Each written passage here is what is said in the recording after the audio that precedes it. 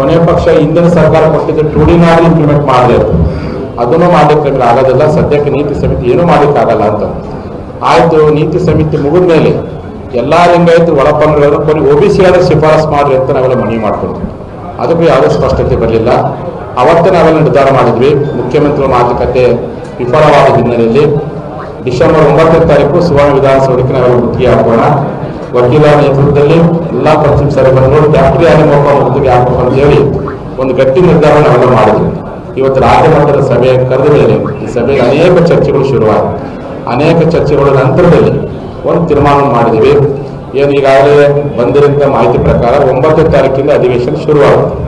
ಅದಕ್ಕೋಸ್ಕರವಾಗಿ 10ನೇ ತಾರೀಕಿಗೆ ಅದು ಮೊದಲನೇ ದಿನ ಸಂತಾಪ ಸೂಚಕ ಸಭೆ ಇರುತ್ತೆ, ಶಾಸಕರು ಬರ್ತಾರೆ ಅನ್ನುವಂಥ ಕೆಲವು ಮೊದಲು ನಡ್ಕೊಂಡು ಬಂದಿದ್ದ ಪದ್ಧತಿ. ಆ ಕಾರಣಕ್ಕೋಸ್ಕರವಾಗಿ ಡಿಸೆಂಬರ್ 15ನೇ ತಾರೀಕು